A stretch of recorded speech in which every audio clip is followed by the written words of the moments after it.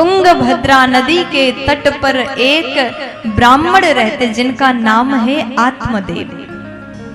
ब्राह्मण हैं, बड़े ज्ञानी हैं, घर में हर प्रकार के सुविधाएं हैं, लेकिन उनके घर में बालक नहीं, संतान नहीं। पत्नी है, पत्नी का नाम है धुंधुली देवी, लेकिन उनके घर में बच्चे नहीं।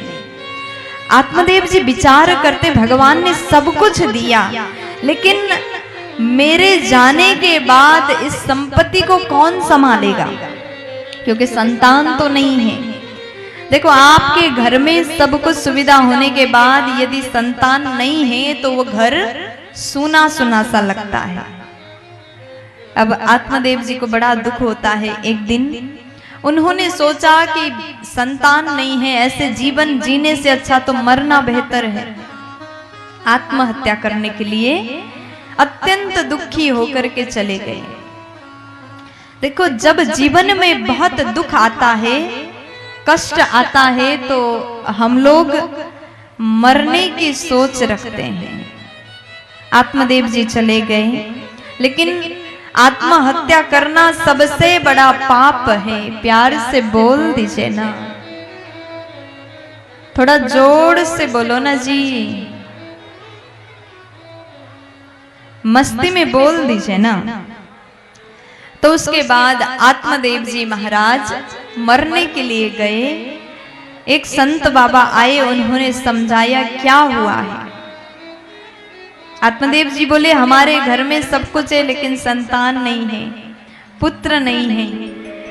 तो उसके बाद में साधु बाबा ने कहा कि देखो, भगवान का भजन करो, बालक नहीं भी हो, भगवान की कथा सुनो, भजन गाओ। जीवन का लक्ष्य ही भगवान को पाना है। लेकिन आत्मदेव जी नहीं समझे, जिद करते हैं।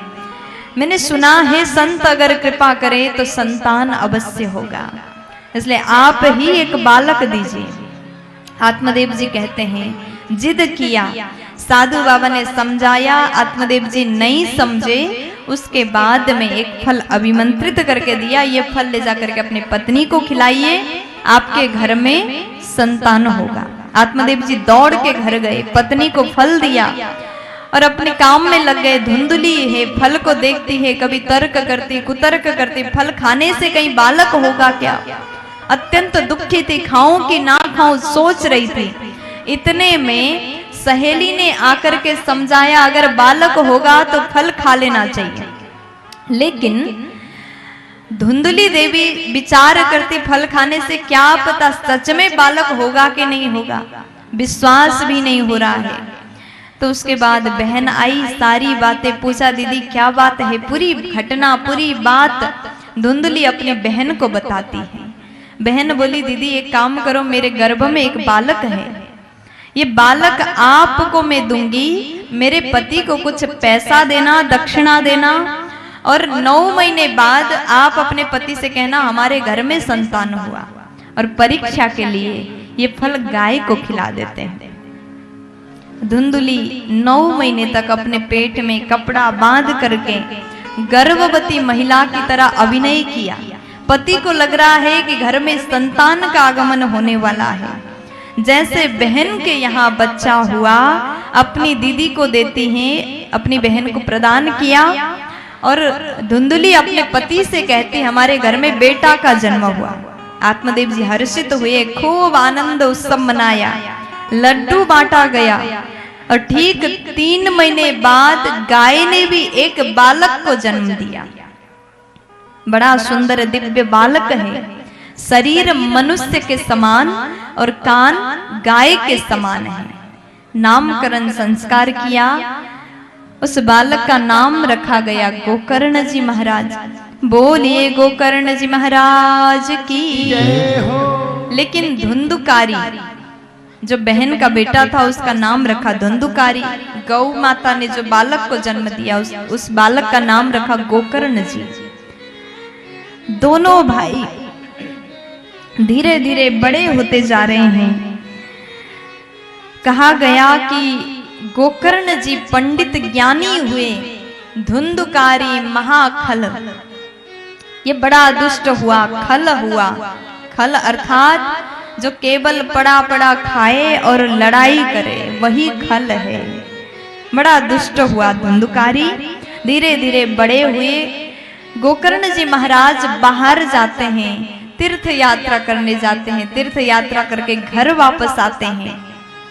सुंदर ज्ञानी होते हैं, लेकिन धुंधुकारी केवल लड़ाई झगड़े में ही रुचि रखता है।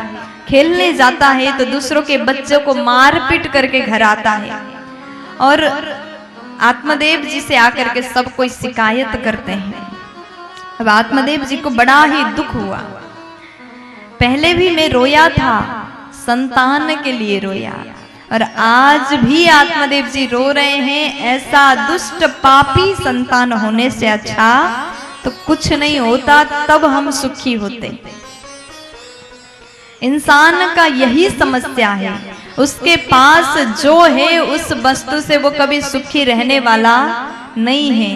हमें लगता है कि हमारे पास ये नहीं है, अगर ऐसा होता तो हम सुखी होते, लेकिन वो वस्तु पाने के बाद भी कोई भी वस्तु से, कोई भी साधन से आपको कुछ देर के लिए, कुछ समय के लिए सुख मिलता है, लेकिन वो सुख भी परमानेंट रहने वाला नहीं है।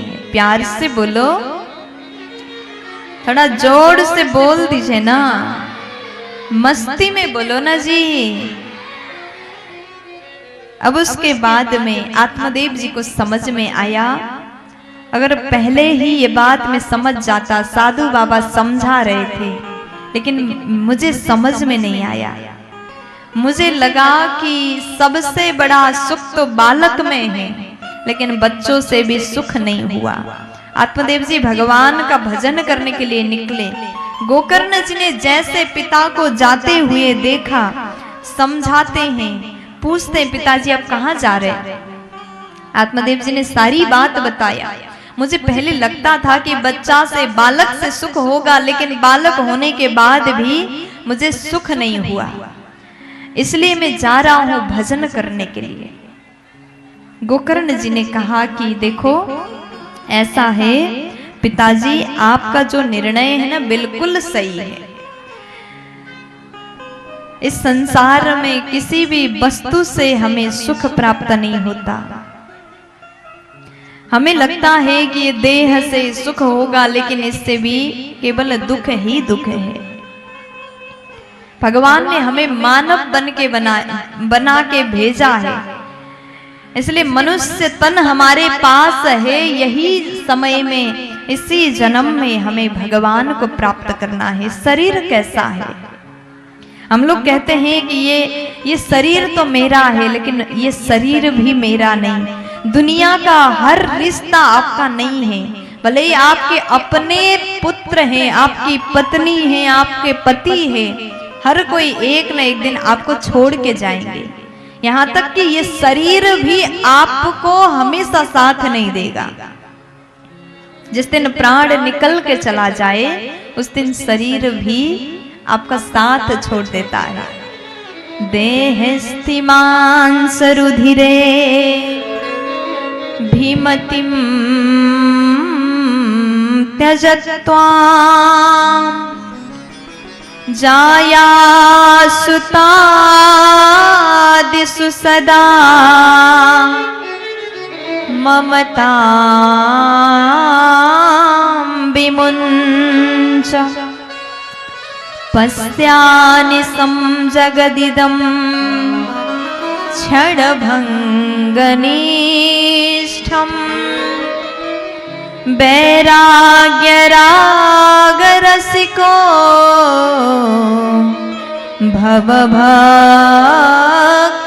भवभक्तिनिष्ठः। ये शरीर कैसा है? तो कहा कि देहस्थि मांस रुधिरे। इस शरीर के भीतर केवल मांस है, हड्डियां हैं। जिस दिन अंदर से प्राण तत्व निकल करके जाए, तो उस दिन ये शरीर नाश हो जाएगा। आप सोचो कि शरीर को हम साथ लेके जाएंगे, ऐसा संभव होने वाला नहीं है। ये शरीर तो केवल हड्डी, मांस, रक्त से बना है, अस्थि से बना है। थोड़ा सा भी चोट लग जाए तो भीतर से ब्लड निकलता है, खून निकलता है, शरीर के भीतर से कुछ अच्छा वस्तु नहीं निकलता। आपने दुनिया में जितना मेहनत किया, कमाई किया, वो धन भी आपको सर्वथा साथ देने वाला नहीं है। इसलिए जीवन में आपको भगवान ने मानव बना करके भेजा, खूब आनंद में जीवन जी लो। जब तक आप यहाँ हैं सबसे प्रेम करो, खूब कमाओ, खाओ, अपने जीवन को बढ़िया तरीके से जियो, लेकिन यहाँ से आसक्ति पहले से ही दूर करिएगा। संसार में रह करके सबको प्रेम करना उचित है, लेकिन आप कहो तो कहो कि हम अंतिम समय तक यही संसार में ही मन को लगाएंगे, आसक्ति करेंगे, तो ये गलत होगा। समय रहते ही समझ जाइए।